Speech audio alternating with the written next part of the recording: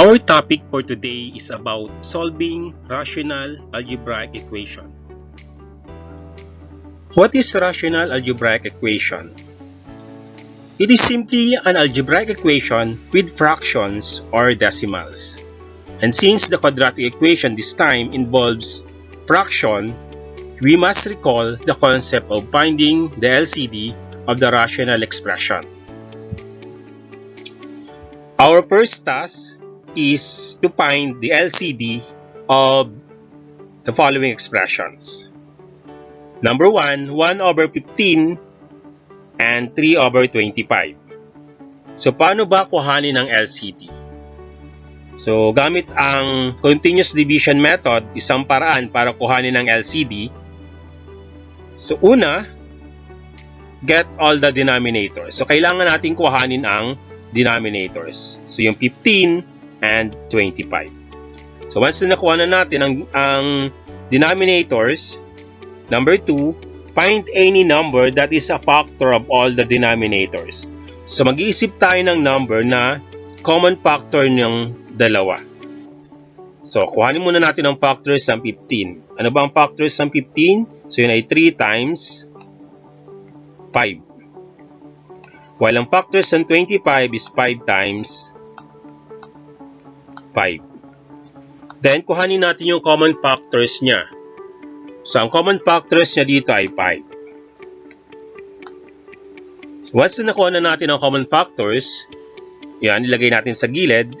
Then, ang sabi pa dito, pag nakuha na natin ang common factors, then divide that number to all the denominators. So, i-divide natin, 15 divided by 5 is 3.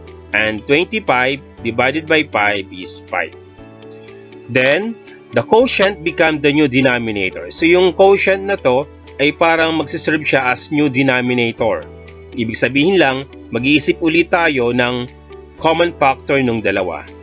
And the process continues until all the numbers are prime. So, itutuloy lang natin yung ganun process hanggang maging prime na yung yung final quotient natin. At dito hanggang 2 steps lang tayo kasi ang 3 ay prime number na, ang 5 ay prime number. Ano ba ang ibig sabihin ng prime? Pag sinabing prime, yan yung number na ang factor lang ay sarili niya at 1. Pag nakuha na natin yung mga factors na yan, kukuhanin lang natin kasama yung common factors na nailabas natin. So 5, 3, and 5. So, yung LCD natin ay product ng mga yan. So, 5 times 3 times 5 equals 75. So, ang LCD natin ng 1 over 15 and 3 over 25 is 75. Number 2, 1 over x and 3 over 2x. Kung mapapansin nyo sa second example natin, meron na tayong variable. Ngayon, sundin lang natin yung step. Number 1 is get the denominators. Ang denominators natin dito ay x and 2x.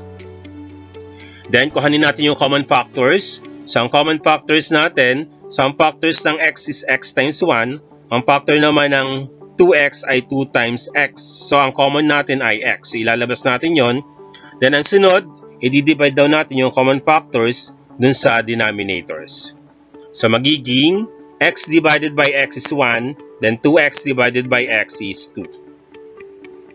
Then, kuhanin natin yon, x times 1 times 2 is 2x. So, ang LCD dito ay 2x. Now, how to solve rational algebraic equation? In order to simplify a rational equation, it has to be transformed into an equation without fraction or without denominator. So, kailangan matanggal natin yung fraction. And, kaya natin gawin yon kapag i-multiply natin ang LCD sa both sides ng equation. Kaya napakahalaga na alam natin kung paano kumuha ng LCD. For example number 1, x over 3 plus 1 over x equals 16 over 12. So we are going to solve for x. So here are the steps. The first one is find the LCD. So kukuhanin natin ang LCD. Ang denominator dito ay 3, x, and 12. Katulad ng diniscuss ko kanina, paano ba kuhanin ang LCD? So una, kuhanin natin ang mga denominators. So 3, x, and 12. Then, mag-iisip tayo ng numbers na pwedeng maging factors nila. So 3 and 12, pwede ang 3. So 3 divided by 3 is 1. So hindi natin pwedeng i-divide to. So x pa rin, kopahin lang natin kung ano yung nasa taas. Then 12 divided by 3 is 4. So ito na magiging new denominator natin. Since wala na tayong maisip na pwedeng i-divide dito, so ito na yung kukuhanin natin. So ang i-multiply natin ay 3 times 1 times x times 4.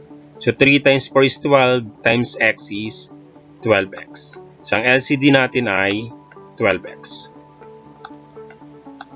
Then number 2, multiply both sides of the equation by the LCD. So i-multiply daw natin ang both sides sa LCD niya. So itong nasa left side ng equation ay i-multiply natin sa 12x. At yung nasa right side ng equation ay i-multiply din natin sa LCD na 12x. Then by distributive property sa pag-multiply, since dalawang term yan, i-distribute natin yung 12x times x over 3 plus i-multiply din natin ang 12x sa 1 over x. So gawin natin, so magiging x over 3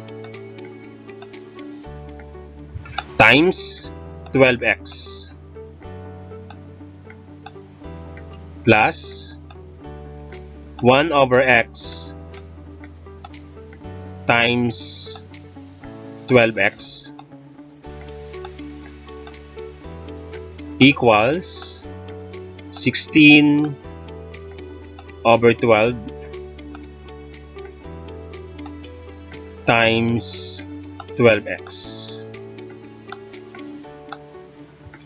Multiply natin x over 3 times 12x. So pwede natin i-divide yung 12 saka 3. So 12 divided by 3 is 4. So 4 times x is 4x squared. Plus, so 1 over x times 12 over x, makakancel natin yung x. Kasi x divided by x is 1.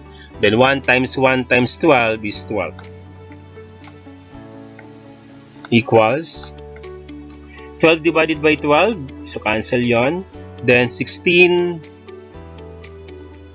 times x is 16x.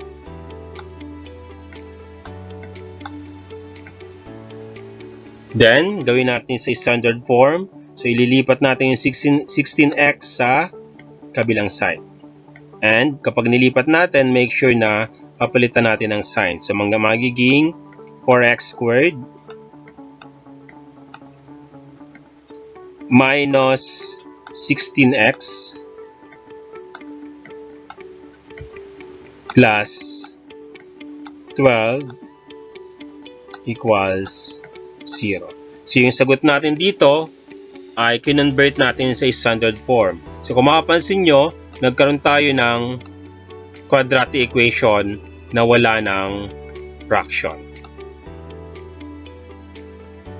And, na-discuss ko sa inyo kung paano mag-solve ng quadratic equation. So, ganun pa rin. So, kung makapansin nyo, ang coefficient nyo dito ay 4, negative 16, and 12. So, pwede nating i-divide sa 4 para mas mapadali natin ang pag-solve ng quadratic equation. So 4x squared divided by 4 is x squared na lang. Minus 16x divided by 4 is 4x. Plus 12 divided by 4 is 3 equals 0. Ngayon, pwede na natin i-factor x squared minus 4x plus 3 equals 0 by factoring. Ano ba ang factor ng 3 na kapag pinag-add natin ay negative 4 ang sagot? Since negative to, ibig sabihin negative yung i-add natin. So ano ba ang factors ng 3 na negative? So yun ay negative 3 times negative 1. So pag pinag-add natin yun, magiging negative 4. So ang factor ng x squared ay x pa rin. X times x pa rin tayo. Then kuhanin lang natin ang factor ng 3. Yun ay 1 times 3. And since negative ang hinahanap natin na pag pinag-add natin, so gawin natin itong negative 1, ito ay negative 3. Check natin kung tama. Negative 1 times negative 3 is positive 3. So tama siya dito. Then pag pinag-add ba natin, negative 4 ang sagot. So negative 1 plus negative 3 is negative 4. So tama. So once na nakuha na natin yung factor niyan at pinapahanap sa atin yung value ng x, i-equate lang natin yung factor sa 0. So x minus 1 equals 0. So dito naman, x minus 3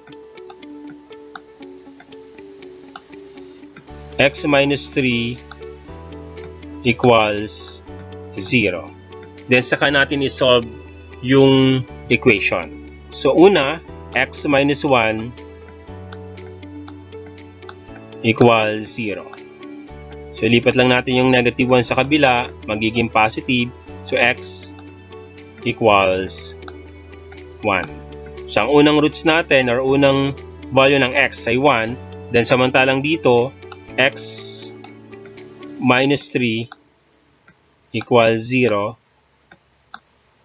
Then lipat pa rin natin sa kabila yung negative 3. So magiging x equals 3. So ang value ng x natin ay 1 and 3. That's all, guys, and thank you for watching.